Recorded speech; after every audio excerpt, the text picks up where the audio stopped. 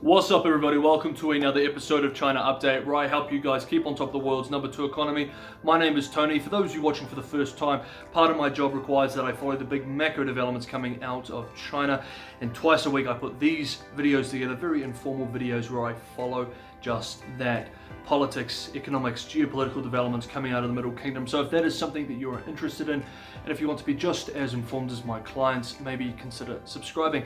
For everyone else, good to see you. It's a midweek episode. It's quite short. We're just going to be looking at a few developments that happened over the weekend. If you enjoyed the episode, don't forget to smash that like button. It's a massive, massive help. I've also put my Patreon details in the description below for anyone who wants to go that extra mile. But I think we should just jump into this week's midweek version of China Update. Of course, 2020 marks the year of a very important democratic election that the world has been watching develop this year. I'm of course talking about the general election in New Zealand a few weeks ago. But did you know that the United States is also having an election this year? All kidding aside, the election is almost upon us, and I thought the first story we can look at how the election is being followed in China, or the coverage or the narratives that are being presented in China domestically, narrowing our scope to the candidate's position on China policy. So let's look at a couple of different narratives from this week. Jin Canrong, Associate Dean of the School of International Studies at Renmin University in Beijing, warned in a piece that this week that if the US election is contended and, quote, eventually elevates to the Supreme Court, then the US will likely see a constitutional crisis, end quote. And if that happens, quote, US leaders might start conflicts with other countries as a distraction, and China would be a target, end quote. In a separate piece, Jia Qingguo, director of the Institute of China-US People-to-People Exchanges at Peking University, China's #1 university, argued that if Trump wins, quote, he will likely continue his policy to confront China and a new Cold War between the two major powers is possible, end quote. And if Biden wins, quote, he will also pressure China, but he might increase dialogue with China to solve some problems, end quote. And one more, Chinese private media company Caixin interviewed Harvard-based China expert Ezra Vogel this week. Vogel provided that Trump is surrounded by China hawks, but these hawks know China very well. He warned that the United States and China have many issues between them, and that the US policy community is still debating what America's China policy should be. And even with a President Biden, it won't necessarily mean that the relationship will improve dramatically. On Sunday, the authoritative 九事, or Seeking Truth journal, published a speech made by General Secretary Xi Jinping in April entitled, quote, Some Major Issues Regarding National Medium to Long-Term Economic and Social Development Strategy, end quote. The release of the speech is likely intended to supplement the recent Fifth Plenum Communique, which we discussed in last week's episode. If you haven't seen last week's episode, it was a big one. Just click up here and it will take you through to that one. It is also a good document for us to get a sense of what the leadership is, publicly at least, concerned about regarding the economy. From the speech, we can see dual circulation beginning to take form as a policy idea, though it wouldn't be announced publicly until a May Politburo meeting. The speech itself stresses self-reliance, a macro trend that we have been discussing on here for a few months now.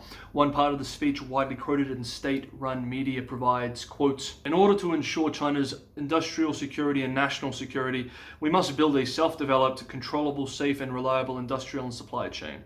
We should strive to have at least one alternative source for important products and supply channels to form a necessary industrial back-up system, end quote. If the theme of self-reliance wasn't obvious enough, the state-run Global Times produced a commentary on the speech entitled, quote, China seeks complete economic self-reliance, end quote, blaming China's economic challenges on the pandemic and the, quote, US's unhinged crackdown on China, end quote. The state-run commentary provides, quote, through a series of recent top meetings, official documents and speeches, China's top leadership, including Xi Jinping, has signaled that the country would focus on boosting the domestic supply chain and homegrown innovation to become completely self-reliant in economy and core technologies as external risks continue to mount. End quote. The speech that was published in Census on Sunday also included this line, quote, "China must tighten the dependence of the international industrial chain on China and form a strong deterrent against outsiders artificially cutting off supply." End quote. This is why it's particularly important, I think, to read these boring long speeches, because we don't actually have to guess what Beijing's agenda or policy is most of the time. They tell it to the entire world with documents like this. All we have to do is listen. Now, while we're here, let's touch on one more thing. We keep seeing that China wishes to promote technological self-reliance as well as economic self-reliance. This is dual circulation, the so-called dual circulation model. However, there is an argument to be made that these two objectives are mutually exclusive if not balanced correctly. Over the weekend, the Financial Times quoted a, quote, senior Chinese government official, end quote, advising on five-year plan manufacturing strategies as saying, quote, "China is still lagging behind advanced economies in the mastery of key technologies, and we are not going to catch up in the foreseeable future. We need to keep saving rates at a reasonable level so we can keep investing in R&D, end quote. Now, he is talking about national savings rates here, not household savings rates. But the issue with this is several high-profile China-focused economists, including Peking University's Michael Pettis, who we've discussed before on here, have warned that in order for China to increase domestic consumption, it must necessarily decrease national savings rates, and this can only be done through politically painful transfers of wealth and power from the state and corporate sector to the household sector, or to Chinese households.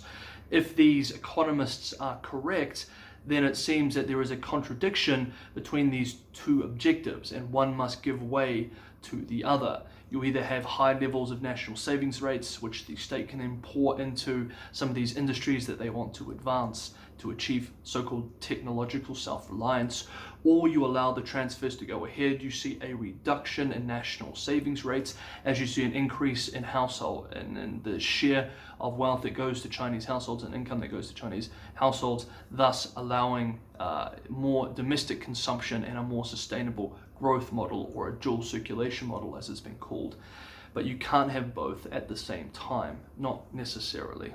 This week, China began its once-in-a-decade census, with more than 7 million census takers spreading out around China, visiting the homes of Chinese citizens across the country to register their information.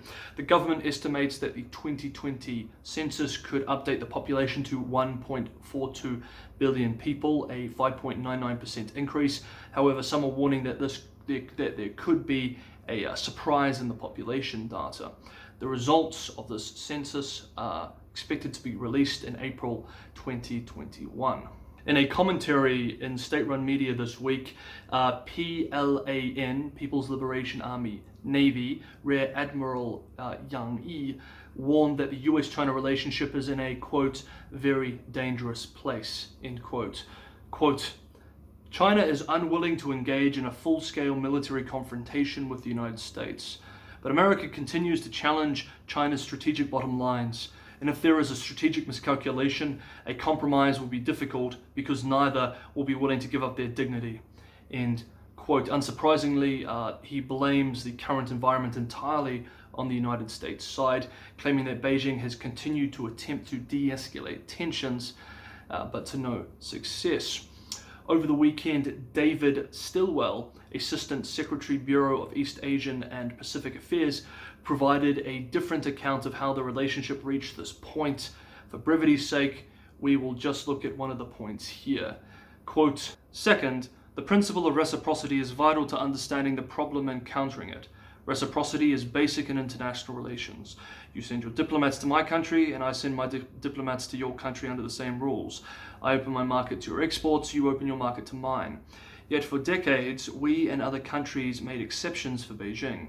We allowed the Chinese Communist Party to engage with our societies on non-reciprocal terms, and Beijing exploited the imbalance. Now, our insistence on reciprocity is overdue self-defense.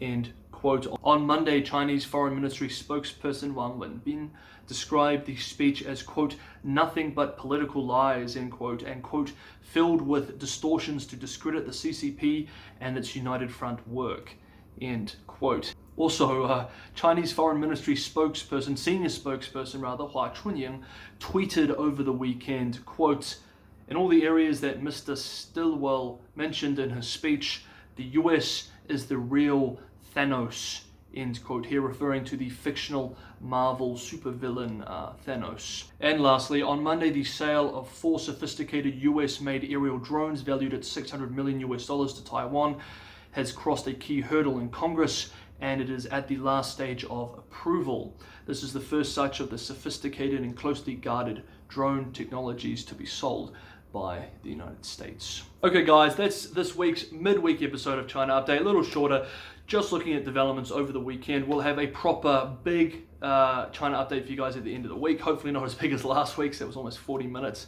a little shorter than that, but we'll have more at the end of the week. So I'll see you guys then. As always, stay safe, stay sane. I'll see you next time on China Update.